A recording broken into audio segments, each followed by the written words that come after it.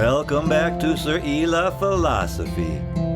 This is Episode 10, Awareness and Consciousness. Well, I'll be an uncle's monkey. It's a short one. Let's get started. Awareness and Consciousness. Paragraph 1. When we have our experiential existence occurring, we have two potential aspects to its character. We refer to these two forms of activity as awareness and consciousness. Because they are the center of our existence, we often study them. We often subjugate awareness to a lesser role. We have often viewed it as the subconscious. Our awareness is conditional for consciousness. They are the same in form. The difference between them is a small difference. It is in the difference that the consciousness possesses that has tempted not only our theologians, but also our philosophers and even scientists to make our conscious mind the center of existence. We view our mind as the thinking machine and begin to measure our ideas against our own consciousness. We even measure reason and rational thought against the diffuse idea that we measure against our conscious capacity to think logically. Paragraph 2. Our awareness is the play of experiential existence without a future or a past. When we have awareness, it is our activity in its original and non-holding form.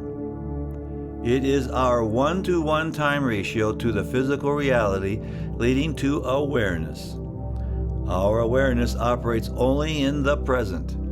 When we operate our car and stop at a red light without being conscious of it, we have conscious awareness in operation. When we enter a place and begin to feel uneasy and we begin to consciously assess the physical surrounding where we find a threat, be it a tiger in a bush or an unsavory character in the shadows, we had awareness in operation before consciousness. Paragraph 3. The activity of sensory existence in the present is awareness. When we are awake, our senses are in operation at any given moment.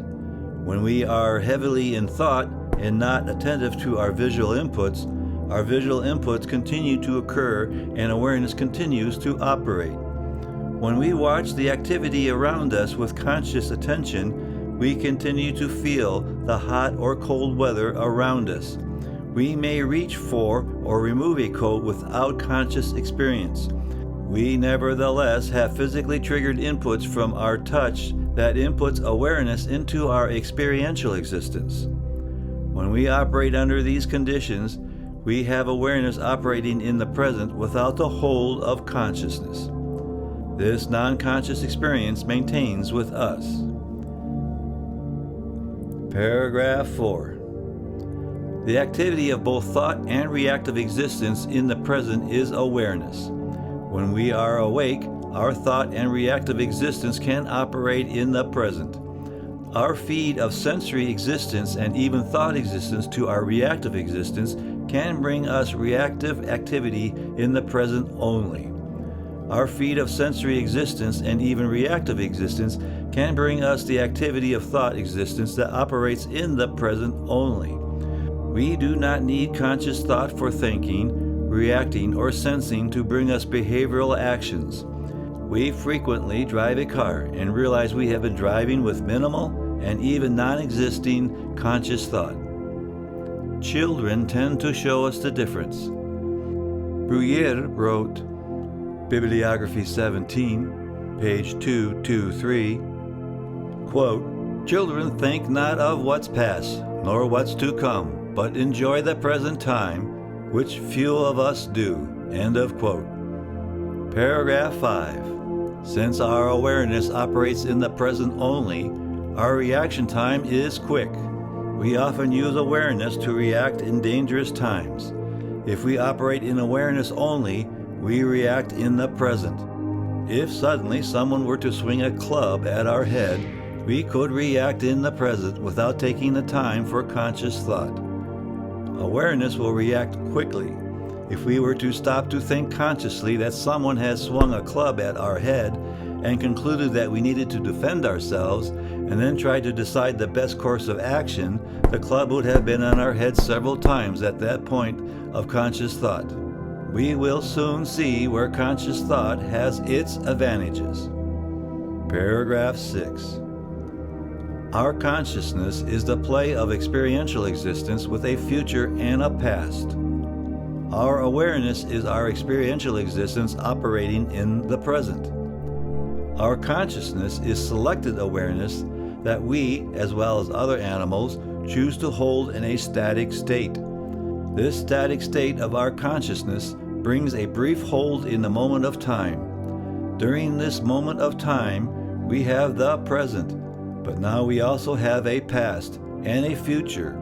How long this duration of time for each moment of hold is, I do not know.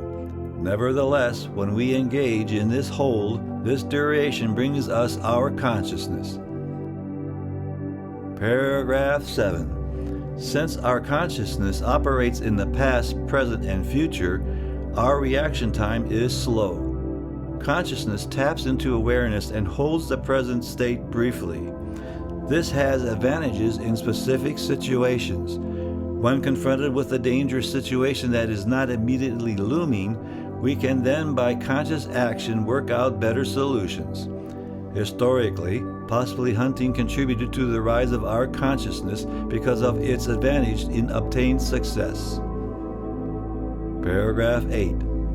Our consciousness in experiential existence is the activity of played input, evaluative actions, and sliver and master ideas with a hold of time. Our thought, reactive, and sensory existence makes for experiential existence. Our consciousness is the hold of these existences over a given time. This hold only involves our selected awareness over these three existences. In thought existence, we can pull together sliver and master ideas and animate these ideas in awareness and in consciousness. Our ideas that come to our consciousness are ideas in awareness held over a period to any given set of sliver ideas to any master idea. Paragraph 9. Our consciousness has a bandwidth that is less than our awareness. We have a limited amount or span of consciousness bandwidth. This bandwidth is smaller than awareness. We can move it across all three subgroups of experiential existence. We can move it under one sensory group completely or divisionally shared between sensory, reactive, and thought existences. We cannot have more than awareness, as consciousness is awareness in a different state. Our consciousness is less than awareness, as our brain can only suspend within its limitations. Paragraph 10. Sartre implied a difference between awareness and consciousness. Sartre presented several ideas of beings that we hold within our mind. One being he presented was consciousness. He wrote, Bibliography 4, page 24, quote, "Consciousness is a being such that in its being is in question insofar as this being implies a being other than itself." End of quote. We do bring into our consciousness our awareness. Therefore, consciousness indeed implies a being other than itself, as Sartre expressed. In this regard, Sartre was correct when thinking of consciousness as nothingness, as it was nothing new. Sartre added to this with, quote, Bibliography 4, page 789, "Consciousness is in fact a project of founding itself." End of quote. We should not confuse the word founding itself with finding itself, such as discovering itself. Rather, it is establishing itself. Again, he was right. It came into existence by illumination of what is already there. Paragraph 11. The complexity of our human mind in terms of awareness and consciousness goes beyond the understanding of this book.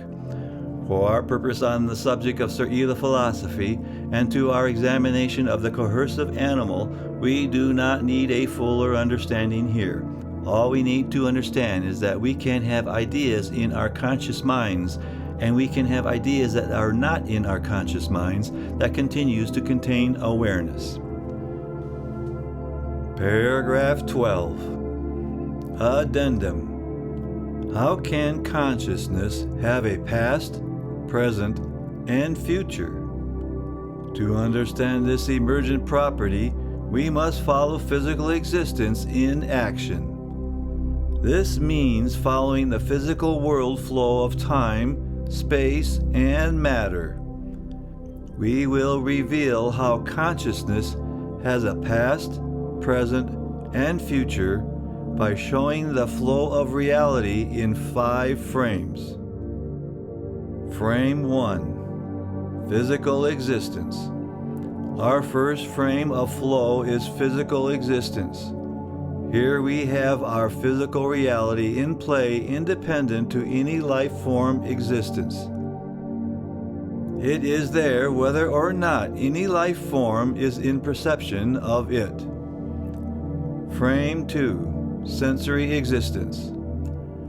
Through the laws of physics and over the ages, we have developed sensory flow into our developed physical structures. Therefore, our second frame is sensory existence. This is our player to our physical existence. Frame 3. Experiential existence. The third frame is our experiential existence. It is where sensory existence inputs the received information and interfaces with our thought and reactive existences. Under common social definition, experiential existence would be our subconscious. How structured the activity is at this level is unknown, but I am suspicious that it may be activity similar to our dreams. Frame 4. Awareness. The fourth frame is the emergence of our awareness. It is real-time in the sense that it is the first construction or mapping of our physical existence or our physical world events in an ordered presentation. However, moving through sensory existence to experiential existence to awareness requires a short period of time. Depending on the circumstances, it can be as quick as 13 milliseconds or as long as 400 milliseconds or more. The various scenarios to various outcomes can be found through research on the subject. However, to the presentation here, this means we actually live slightly in the past to the original external world event. So we need to set up an understanding to what we mean by past, present, and future. Paragraph 13. Since there is a delay from physical existence to awareness and from awareness to consciousness, we could call physical existence the 0 point, or we could call awareness the 0 point, or we could call consciousness the 0 point, which will be our fifth frame. It really doesn't matter, except it needs to be decided so everyone stays on the same timeline. As the presenter, I have decided to assign the 0 point of time to consciousness. The fifth frame is our consciousness. Since there is a time delay from awareness to consciousness, as consciousness is a selection of inputted elements of awareness, when consciousness emerges, the passage of time and space has updated awareness behind it. This means awareness becomes the future for consciousness. Yet awareness and consciousness exist and operate simultaneously. That is, they are both in the present.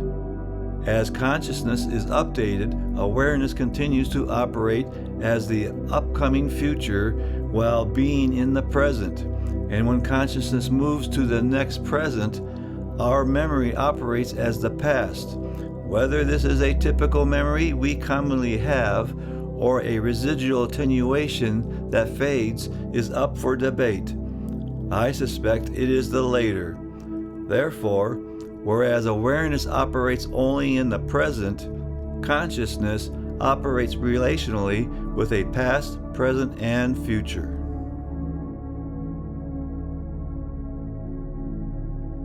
Paragraph 14. In due time, I will present a Sir thought experiment in regards to consciousness. This thought experiment will begin to expose the nature of consciousness, where it resides, its construction, indications as to why you are you and not the person next to you. But until then, we still need to continue with our ground floor foundation to the structures to experiential existence. This ends Episode 10. Thank you for watching. If you have subscribed, thank you. If you have not, please do. And remember to lovingly hit that like.